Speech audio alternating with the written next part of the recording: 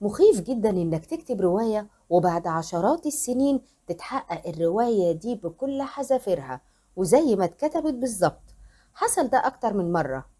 يا ترى مين المؤلفين اللي كتبوا كده واتحققت كم مرة؟ ده اللي هنعرفه النهاردة. خليكم معانا. أنا إيمان مطر مع دكتور علاء حمودة، ودي قناة حواديت. كلمة حلوة وكلمتين حلوة يا بلدي. أهلا بيكم. في سنة 1838 بيكتب المؤلف والناقد الأمريكي إدجار ألان بو رواية طويلة بعد ما فشل في ترويج قصصه القصيرة وعدم تحقيقها أي مبيعات. كان اسم الرواية حكاية آرثر جوردون بيم. الرواية بتحكي عن مركب صيد بتتعرض للغرق نتيجة عاصفة كبيرة، واللي قدروا ينجوا بعض البحارة ويركبوا قارب صغير. ومع مرور الوقت ونفاذ البسكويت بتاع الطوارئ على القارب وهم تايهين في المحيط، بيقرروا يقتلوا وياكلوا زميلهم البحار ريتشارد باركر. وفعلا بيعملوا كده، وبتتنشر الرواية وبتفشل فشل ذريع لأن النقاد شافوها عنيفة دموية ومن المستحيل إنها تتحقق على أرض الواقع. بس بعد 48 سنة من صدور الرواية بتتحقق بكل تفاصيلها، وبتغرق مركب صيد فعلا حقيقية، وبينجو مجموعة ركاب في قارب نجاة صغير، ومع الجوع والمرض ما بيلاقوش حل غير إنهم يفترسوا واحد من زمايلهم، وفعلا بيقتلوه ويفترسوه. كان الضحية صبي بحار شاب عنده 17 سنة. المخيف إن كان اسمه ريتشارد باركر. الرواية التانية كتبها الأديب الأمريكي مورغان روبرتسو في سنة 1898، وبتدور برضه في البحر.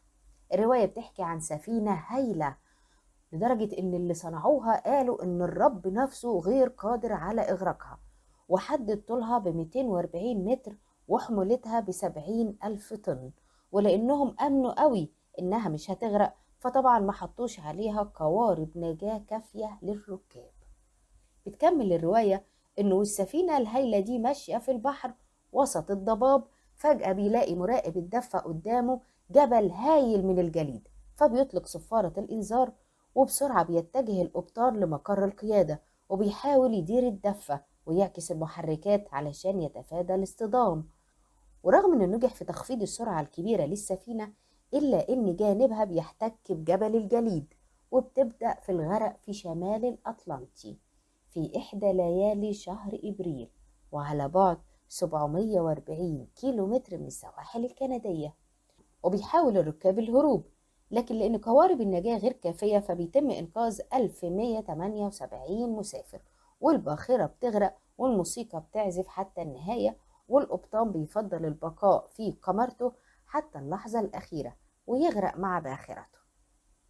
بعد الرواية دي ما طلعت ب14 سنة بالظبط بتتحقق بكل تفاصيلها، فبيتم بنى سفينة هايلة بنفس مواصفات سفينة الرواية، وأصحابها يطلعوا يقولوا إنها مش ممكن تغرق خالص.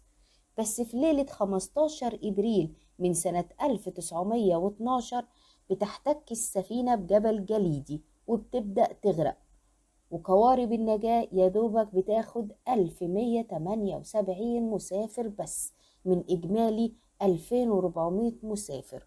واختار القبطان إنه يغرق مع سفينته في مقر القيادة بتاعه. اللي فاضل إننا نعرفه إن اسم السفينة في الحقيقة كان تايتانيك، أما في الرواية فكان اسمها تايتان.